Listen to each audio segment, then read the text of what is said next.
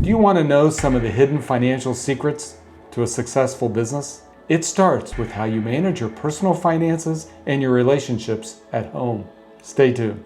Hello, I'm Kent Irwin. I'm a financial life coach, and today I'm talking with Shelby Hutchins. She's a friend, she's a video expert. We collaborate on a lot of projects. She's a business owner, and she's a mom. Today we're delving into one of the hidden secrets to business success, which you might be surprised, it starts at home.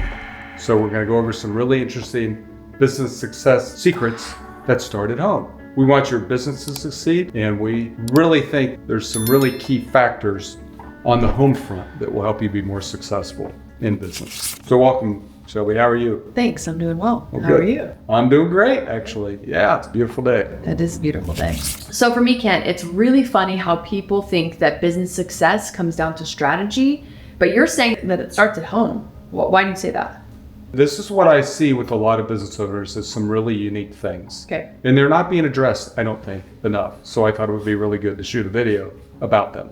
So let's first talk about strategy. What do I mean by strategy? Well, a good business will go through things like establishing what their mission is, what their vision is, before they get into the actual product design. They want to really understand the problem, work on solutions, then they get into delivering the product. But in that process, they identify the right target customers that they want to work with. Okay. So that's what I mean by strategy.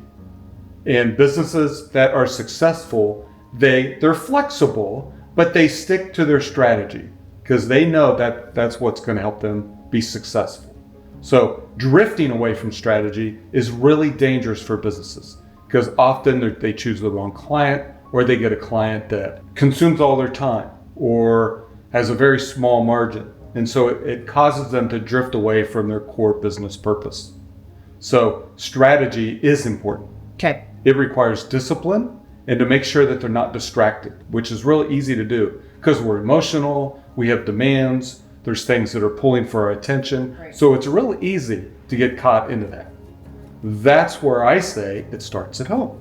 Yeah, that makes a lot of sense. Can you elaborate a little bit more on what you mean by that? The number one block to business success are emotional decisions, where again, they're not looking at their strategy and their core mission and their discipline. So they make emotional decisions when it comes to client acquisition, when it comes to managing their business, their operations, even their finances.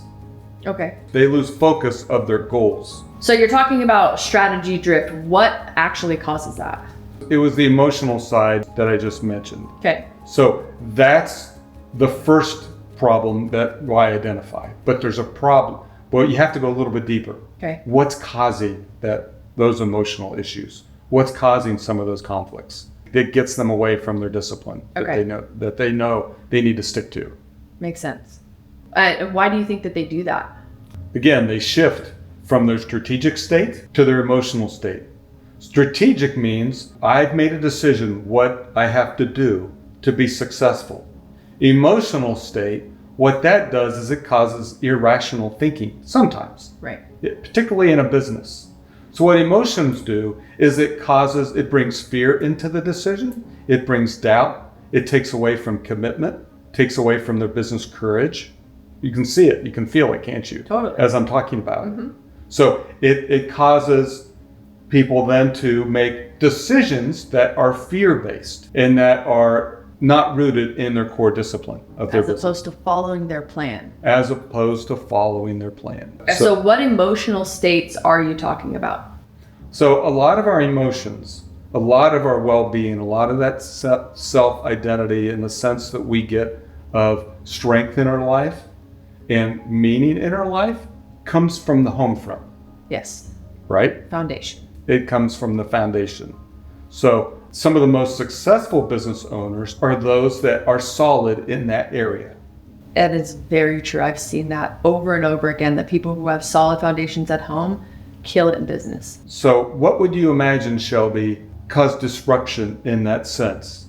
Disconnection at home, possibly with their spouse. Maybe there is distraction, like you said. Bad habits, possibly. Well, Those are my guesses. The two biggest ones are finances Finances, sure. and relationships. Yeah. Now, there could be other things that are stressors. Maybe somebody's dealing with an illness or some kind of trauma. Okay. I don't want to diminish those. But the things that we can have the most impact on are the finances and the relationships. Yep, that makes sense. If those aren't solid, our emotional state isn't where it needs to be so that we can be successful in business or as successful as we could be. Right. Or not as happy with our success. If those things are stable, we tend to be happier. We tend to be more stable. We tend to not be as anxious. I think everyone can identify with what you're saying. Is those two things, relationships and finances, if those are stable, everything in life seems to be a little bit more stable. Yes. And I would say a lot more stable. A lot more stable. Yeah. Great. So with all of that being said, can you provide an example of what this looks like? Yeah, it happens. I see it with my business owner clients all the time. So business owners, typically, a lot of them, not all of them, are really creative, high energy people, and they care about their clients. They care about the business. They're driven for success. So they live at a pretty high level of stress. Okay. They're really fast-paced kind of people. A lot of them. There may be some differences from one business owner to the next, but you see some similarities there, okay?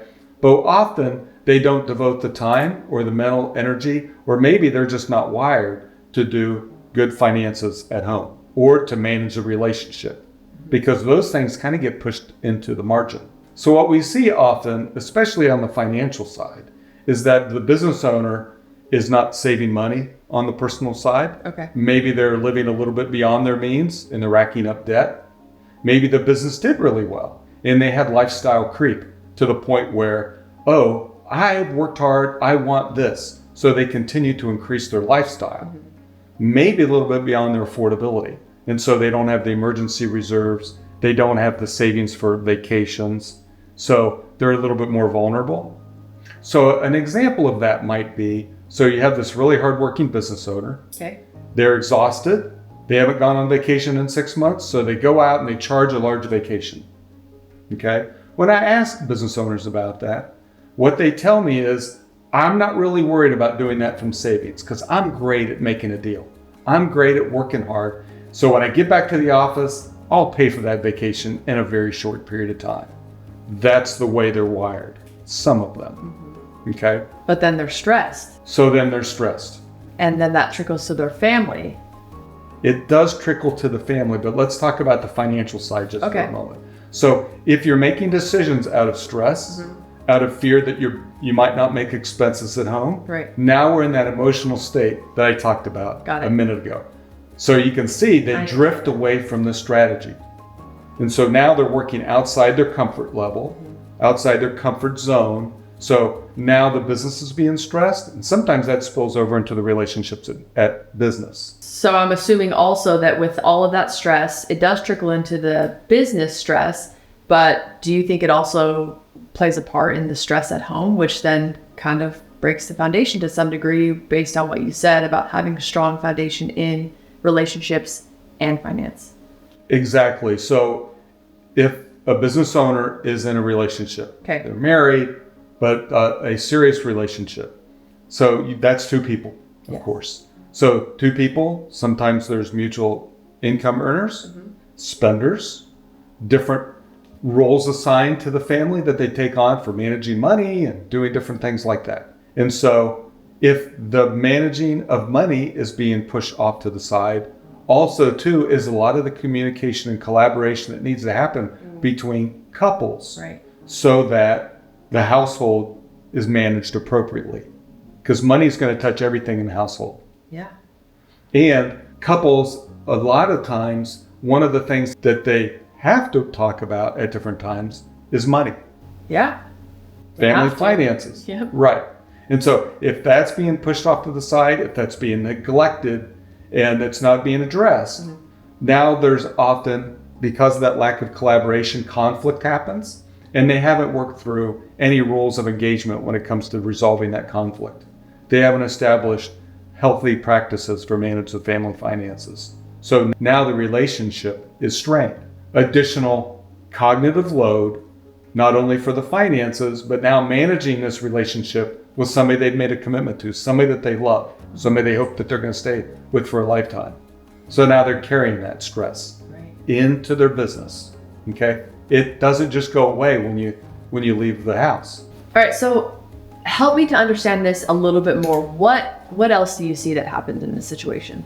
So something else that's actually a little interesting. So business owners actually, some of them, have fear that if they don't have that financial pressure, that they might not put in the effort at work like they think they need to. So they think that tension is healthy for them. That's what drives them? That's what drives them. Okay. In fact, I had an old boss years ago when I was in sales. He said the best way to motivate salespeople is for them to have a lot of debt at home. Oh, that sounds toxic. I disagree with that. But I think it's a mindset that sometimes comes into play with some business owners. Okay. They fear not having that pressure. That makes a lot of sense. It's real. They've told me that. Have you found that when they do put a strategy in place and they relieve the pressure that they still perform? So this is how the conversation sometimes plays out. Okay. So we're having this discussion in a coaching session with a business owner, and they tell me in so many words that they're afraid that if they don't have that stressor causing them to be successful. Then I ask them, are you a creative person? You like to think of strategy. You see opportunity all the time. And they go, yes. I go, are you able to spend much time thinking about that and pursuing it and developing it? And they say, usually no. Right. And I say, why? Because of these stressors that we've been talking about. So what you're telling me is if we remove some of those stressors, some of those fears away, that your mind has the opportunity and the space to now function at a higher level as a business owner, and you're going to make better business decisions. You're going to be more successful. Head on the nail. Head on the nail. When I talk to business owners about this, a bomb goes off in their head. Mine just exploded. Yeah, they because they see the future state of them being able to function at a higher level that they know that they are capable of. Yeah. And if you're a business owner, you know you're capable of. But we have to remove some of these blockages so that you can operate at that level. Wonderful. Isn't that cool? Yeah, it really is. It makes a lot of sense. And I think the more people adopt that, the more freedom they'll have within themselves to express that creativity in a way that's maybe more useful for everyone around them. That's right. It's a state we call financial freedom that people want. They're free of those pressures, and now they can operate at higher states. And they're able to grow in their creative abilities, in their business abilities. They're able to expand and to become better at what they're just good at, to be great at it. Oh, yeah. It's exciting because you see businesses then grow exponentially.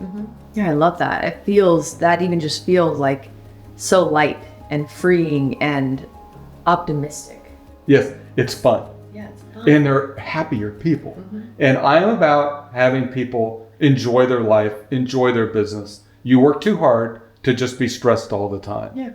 Why not have balance? Why not be happier? Why not enjoy the things that you have in front of you and grow them with your creativity? They turn the corner into a more enjoyable life when they're able to do that. They can actually focus on meaning more. So you see business owners growing in their faith or in their family relationships. They become better parents because they become more strategic. It spills over into the relationships. Or community contributions. It does. So now they expand their outlook on how they can now influence their community. Yeah, that's why we call Kent. Yeah. So what's really cool too is now that you'll see these folks in business functions that they're more in the moment, they're listening better, they're building networks better, they're less stressed people. I have seen entrepreneurs at meetups, and I can tell that they are dealing with something big in their business because they are just not present, always checking their phone. And so I can totally see the contrast between the two different types of people, whether they've been following the strategy and freeing up space for themselves, or whether they're operating under pressure. It is very palpable to see that type of behavior. Yes. They won't verbalize it, but you can feel it. The electricity's on them. Yeah, yes, absolutely. That's really true. So I've seen businesses become more successful. I've seen business owners become happier. And I've seen family relationships, husbands and wives, getting along better. Where before one of the spouses might be kind of silent or folding their arms, now they're engaged. Now they're happier. It's really remarkable to see the transformation happen. I'm sure that's really fulfilling to be able to see and to contribute to that. Yeah, it's really neat. I can see now that you've explained all this, that there's such a connection between your personal life and business success. It's something that so many entrepreneurs, I feel like, overlook, and it is fundamental. Yeah, it's fundamental, it's foundational. You're right. When business owners work out those issues at home, it spills over into their business. It's fun to see the success that they enjoy. But sadly, we also see the opposite happen. Business owners that don't get it right.